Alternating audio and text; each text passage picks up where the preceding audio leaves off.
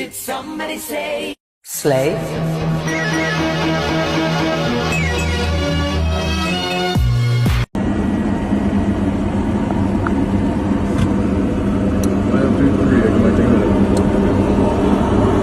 Oh! Oh! Oh no no no no no! Oh, that's... Tower, you're seeing this airplane just crash into three.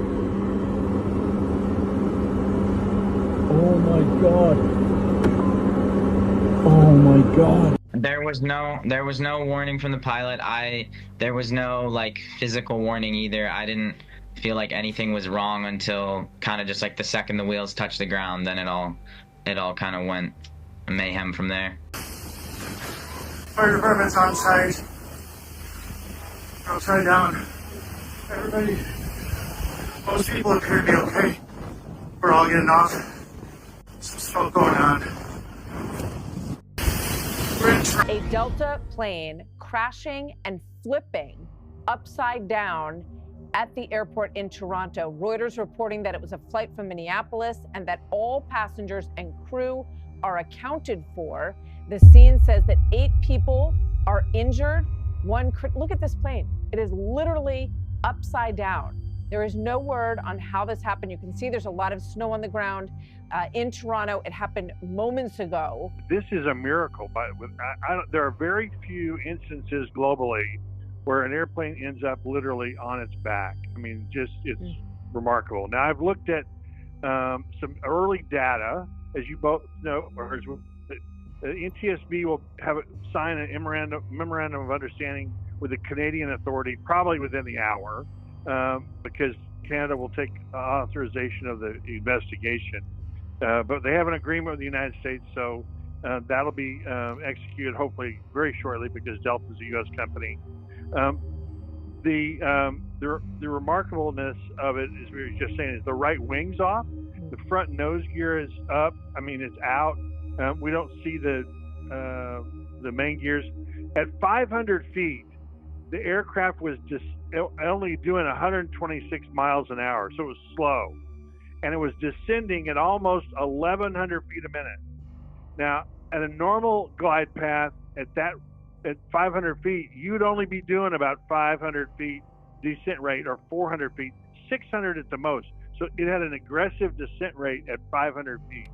It'll be interesting to see where the throttles were and where the thrust was at that point.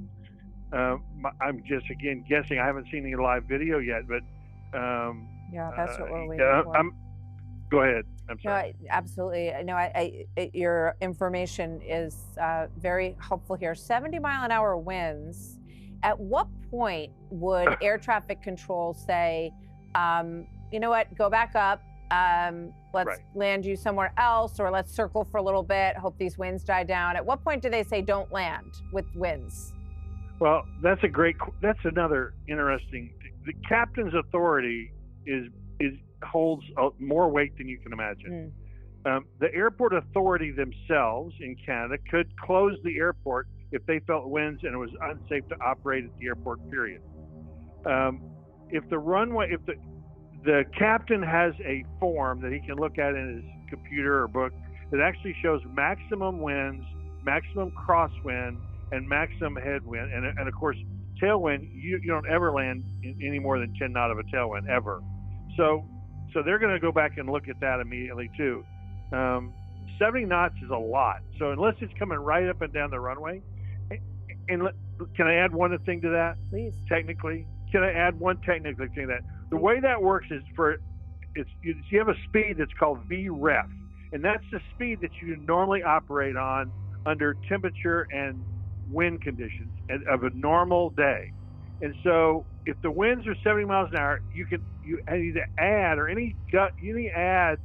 anything over 10 knots, you add half of the wind plus any gust. So in this case, you'd have to have added almost 50, 60 knots to the approach speed. Well, they were way slow. And I'd have to go back and look at what the exact winds were.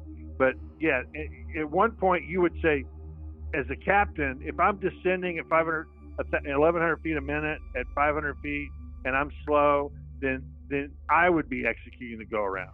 Yeah, you would be putting the nose back up and going back up for another round potentially, as I understand it. Or find an alternate airport. Absolutely. Senior correspondent Eric Shawn has been gathering the latest information here. Hi, Eric. Hello, Martha. It is a dramatic and shocking sight when you look at that airplane. It is a Delta flight that took off from Minneapolis MSP Airport earlier today and landed about 2:13 or so in Toronto Pearson International Airport when it suddenly flipped over on its back, ending belly up. Thankfully, as we have said, that there were no deaths. There were 8 injuries reported. Officials and paramedics on the scene say of those injuries, 1 person is in critical condition. The rest are mild to moderate injuries.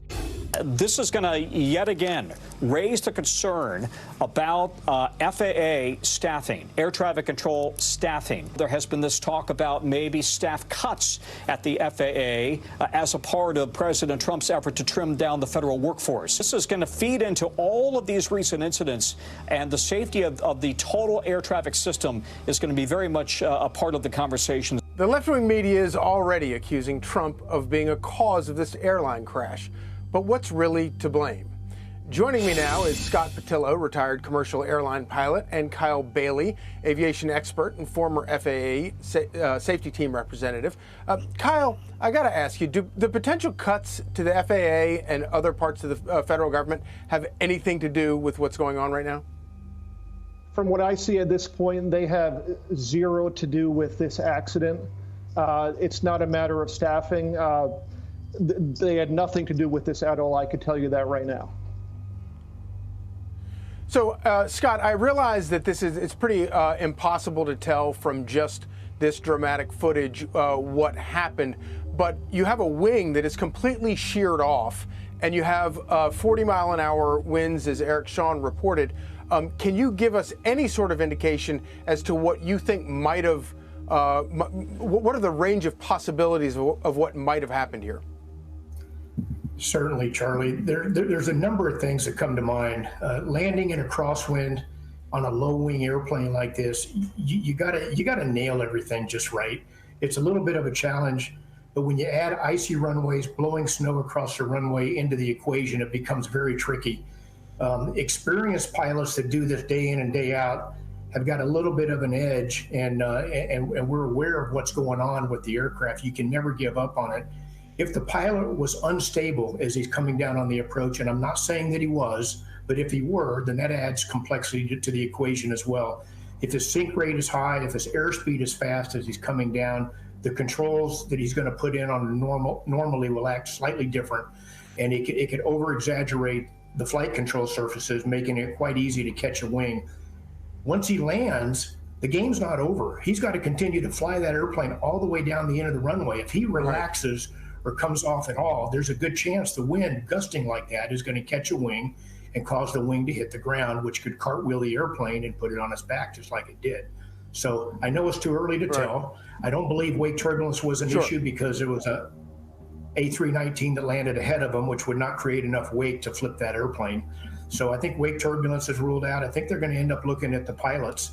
And I agree with what Kyle says. It's ludicrous to blame DOJ and President Trump on this. The controllers up in Canada are not even FAA. They're the Canadian controllers. So very, very different situation up there. Yeah, well, that's a really interesting point and an important one, I think. Earlier today, Kyle, Eric Swalwell, Congressman Eric Swalwell, decided to blame Trump by saying, I think this is on maybe on X somewhere. He says, Trump is president. President Trump is in charge of air safety. All crashes are Trump's fault. Does that kind of thing help if you're trying to navigate a crash like this and figure out what the hell happened? You know, it doesn't help. And like your previous guest just pointed out, they were in the Canadian airspace system. So nothing to do with Donald Trump, nothing to do with the way the FAA is run. It's not the FAA. One thing I want to say, the FAA in Canada, tremendous aircraft certification requirements. The outcome of this crash, with not a single fatality, really indicates how superior the regulation is when it comes to building these airplanes. They have 16G seats in that airplane and also breakaway wings. We haven't seen those in airplanes 40, 50 years ago. And that attests how great the system works, that everybody walked away from this. That's what the airplane was designed for. And if there is, a glimmer of light here, is that everybody walked away, and obviously there were a few injuries, but the system worked. Drop it. Come on. Don't take it down. Put that phone away. Yo. Holy. Holy.